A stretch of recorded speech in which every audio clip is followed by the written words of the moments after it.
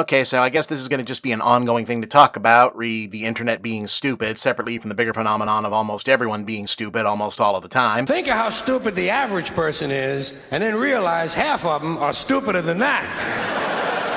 It's probably also worth addressing what makes the fact of that so separately compelling, namely, if by now most of us have internalized that stupid is just part of the human condition that we live with as a trade-off for conditions now being generally better than they were at various points in the past, so natural selection is taking fewer and fewer people out of the equation just in the day-to-day existence, so we're stuck with more stupid people walking around alive into adulthood than ever before, then why is it interesting that the internet seems so uniquely stupid? And, you know, fair. Very, very fair. I happen to think that the answer is that one of the stupider things about our stupid world is that we still attach the presumption of smartness to things that are at best intellectually neutral, like certain genres of fiction, or practical fashion items, or jobs or job tools like computers, and thus, yeah, the internet. We still, as a society, seem to regard computers, computer science, digital technology, even if now mostly unconsciously as if by reflex, and even though these are now things everyone uses for everything, as smart people stuff, because once upon a time we remember movies and TV telling us that computers and tech were complex things that only super smart to the point of socially uncomfortable people could really grasp the potential of. And the fact that we still do this, even as we also know in other parts of our brain, smarter parts of our actual brain, that it's not true, and most of us are walking around with a device more powerful and complex than the entire control room that sent the Apollo missions to the moon in our fucking pocket, and use it to take pictures of our food, watch porn during work meetings, play Candy Crush on the toilet, and doom scroll Twitter,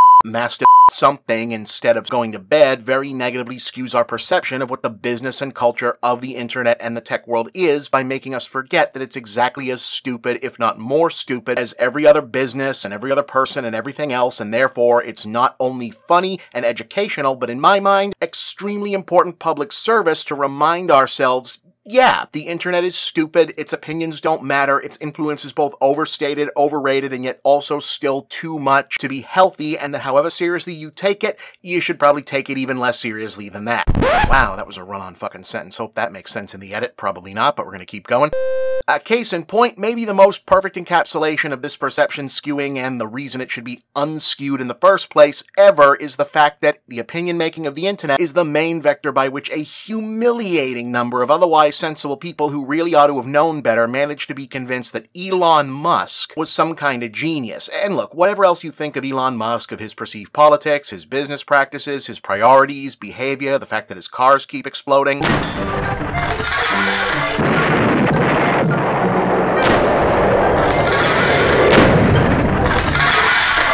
when you set all that aside and just focus on the perception versus reality of that one aspect, just that one fact, Elon Musk is incredibly fucking stupid. No, stop, sit down. This is mostly not a politics or a culture thing. Dude is a fucking dummy. Did you not know that?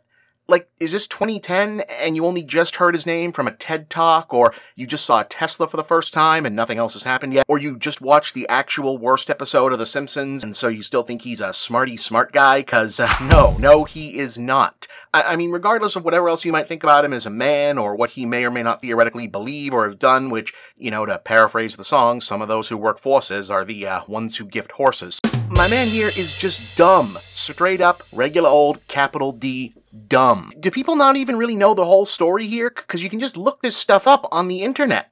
It's not even complicated or secret or even unfamiliar as stories go. Sometimes rich people have stupid children who spend their money trying to turn indulging their hobbies into personal business ventures because they think that's what they're supposed to do. And this goofy dipshit's parents, oh yeah, that's actually mommy, by the way. Real photos. Kind of feels like I could just stop the video right there and say, yeah, here's my kid's definitely going to be a fucking mess, the headshot. They were old school Monopoly guy, suspects in a Hercule Poirot mystery rich.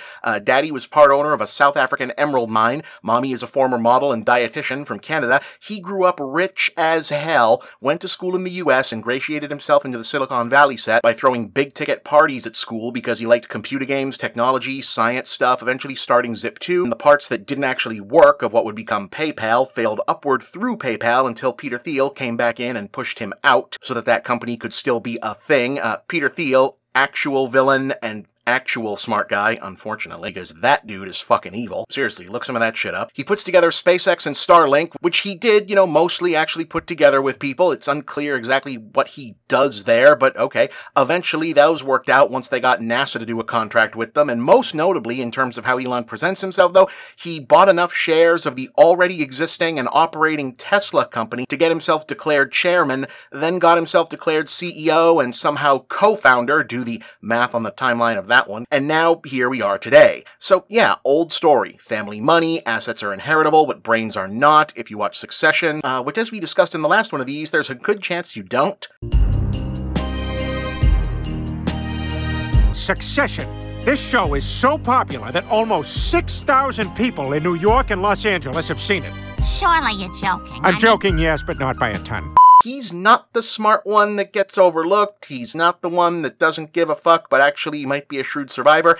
He's the Kendall, but with even fewer sympathetic personality traits. And the thing is, the history of families with money is loaded down with versions of this fucking guy. It's the most common, boring, cliche genre of what happened to all that generational wealth story that there is. The only thing that makes Elon remotely interesting in the dumb fuck fail sons of rich guys pantheon is that for most of history, these stories were kind of predictable. Dumb rich kids would take their family money and blow it all trying to disprove the adages, it can't buy you happiness, it can't buy you love, it won't make you cool, or even it won't get you into heaven, by buying cars or sports teams or yachts, dating or marrying supermodels, getting obscenely expensive plastic surgery or nice clothes or big houses, throwing huge parties in those nice houses, or investing massive sums into charities, pet projects, the arts, whatever. But what seemed to happen for Elon and a handful of other early 2000s tech bubble douchebags we're all stuck with now is that he was a guy whose hobbies and fixations were all nerd shit, basically, which, as we discussed up front, is largely coded as smart and thus can make you feel smart for being a fan of it, but isn't necessarily, and he happened to come up right in the relatively brief Steve Jobs moment window when the idea of nerds are cool now was taking shape in culture. So instead of spending daddy's emeralds on becoming a sports star or a ladies' man or a philanthropist like all the other idiot rich sons used to do, he threw his cash around trying to buy his way into being a nerd.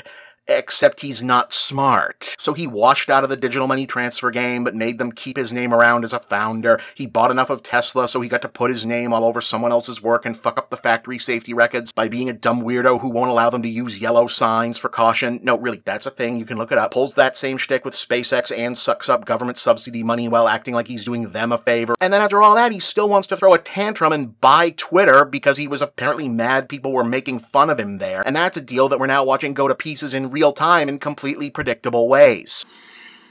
The truth is, these are not very bright guys, and things got out of hand. And now look, I'm not here in this episode to shit on Elon. For one thing, if I wanted to just make fun of Elon Musk, if anyone wants to make fun of Elon Musk, there's this whole website called Twitter that Elon Musk paid $44 billion for, and all anyone uses it to do now is make fun of Elon Musk and pull dumb pranks on corporate accounts by exploiting the mess he made of the checkmark algorithm to try and make him lose his money. Homosexual?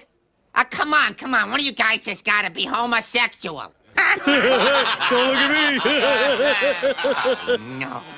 You rotten little punk. If I ever get a hold of you, I'll sink my teeth into your cheek and rip your face off. You'll do what, young man? What? Wait, who is this? I mean, look, it sucks because for all its faults, Twitter was a pretty useful tool for a lot of small, independent, and especially marginalized artists, writers, content creators, and alternative media journalists to get their work shared around, and this rich, dumb, fish-face-looking baby man basically blew the whole thing the fuck up because he bought into the narrative that he could use it to be a political kingmaker or something and own the libs in the mainstream media because his feelings got hurt. But in that same context, the fact that in trying to make it easier for the Trump suckers to post their frog memes again, he broke all the protocols so bad random amateur comedians can get him in trouble with Lockheed Martin and Eli Lilly by tanking their stock price with fake tweets. Yeah, that's actually kind of funny, but I digress. No, my point was not really to give Elon a hard time. Bob willing, the feds will do that soon enough. Go Senator Markey. My point was to give you all a hard time. And myself a hard time. You, me, us, as in the internet. Nerd culture, popular tech discourse, the media, etc. Because the mythology he and guys like him were able to build up around themselves should never have been able to last as long as it did or result in people putting as much of their actual faith or financial risk in them as they ended up doing. I mean, thousands of people voluntarily put themselves behind the wheel of expensive cars sold to them by a guy who willingly did the following things on camera when he did not need the money in the first place. Let's show the glass demo. Franz, could you try to break this glass, please? Yeah. Sure? Yeah. No, I am not evil. I just misunderstood. There's a lot of negativity on Twitter. You're like, what? How weird is this? And I'm even getting upset at some strange person saying something mean to me. It's not even accurate. I mean, there are a vast number of negative comments. So for the vast majority of it, I just ignore them. The vast majority. Yeah. But every now and again, you get drawn in. It's not good. It's not good. Make mistakes. Yes, you can make mistakes. You can make some mistakes. We're all human.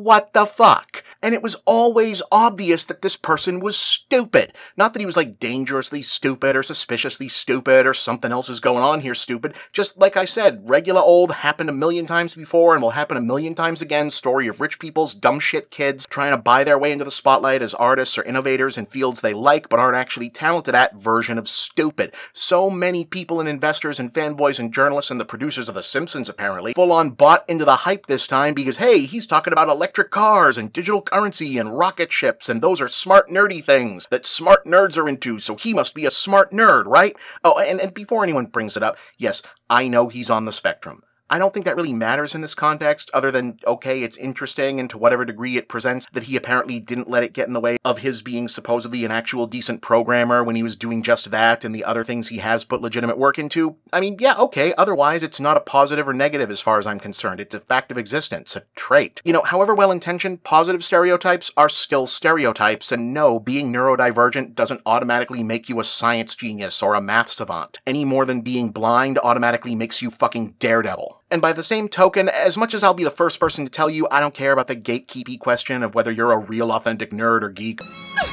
I have failed you.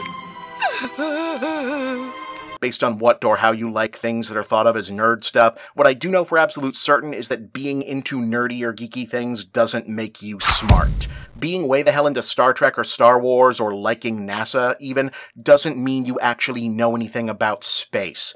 You just might think spaceships and laser swords and aliens and green chicks with big cans are awesome. Being big into the Marvel movies doesn't mean you're Tony Stark. You might just like shit blowing up in movie theaters. Watching The Matrix every single day in the late 90s doesn't mean you know jack shit about artificial intelligence now. Obviously, The Matrix is about transpolitics. Crypto-fascism. It's a metaphor of capitalist exploitation. Allow me to sum up our goal in a single word. Bullet time. Bullet time. That's 2 words. Look, just this past week or so, we had these two scenarios, and stay with me here, where FTX, one of the cryptocurrency scams, which is to say cryptocurrency, fell apart into a huge money-losing disaster despite having been endorsed by Tom Brady, a football star who people love for being great at football, maybe the greatest at football. And right before that, the Senate campaign of Herschel Walker, also a football star, came up short in the polls despite him having been endorsed by, well, Herschel Walker, who, as mentioned, also very good at playing football. Now, the thing is, yeah, some people lost out on these bets, but like not a lot of people, because most people, especially just regular people, aren't investing in crypto at this point, and they definitely didn't get into FTX, which is how it fell apart. And Herschel Walker was kind of doomed in politics based on that whole doesn't know how to make the speaky words with mouth problem, and his own family keeps telling everyone he sucks problem, so nobody was really surprised by either of those two things not working out. Like, everyone kind of knew Herschel Walker was stupid before they knew he was that stupid, and frankly, it was way more shocking that Tom Brady fucked up his marriage than it was that he wasn't the celebrity endorsement you should trust about where to put your money. But the reason no one was all that surprised is that we as a culture are not conditioned to treat being good at football as an indicator of being really smart. But we are conditioned to treat being an awkward weirdo who likes nerdy shit like science and computers as exactly that, even if you are as obviously dumb as hell at everything but your specific job or hobbies as these two guys. A lot of people think this is how you mine Bitcoin. You just need FTX. And yet, it's only mostly Elon's fault. Sure, he's the rich jerk causing these problems, and he could just stop and go find a better way to enjoy his money than fucking up social media or the auto industry or the space industry that doesn't hurt or even helps people. But it took a lot of people buying into the hype to let him get away with it this long. The fact that Elon Musk, genius innovator, was just a rich dumb goon blowing all his money on electric cars and rocket ships because he thought those things were cool should have been obvious to fucking everyone gone right the hell away, but the same wrong-headed impression of how smart functions as more than just an aesthetic preference that had him chasing and cultivating that mythology for himself had a lot of us being just stupid enough to buy into it, and that's how everything got out of control, and now a lot of bad has come of it.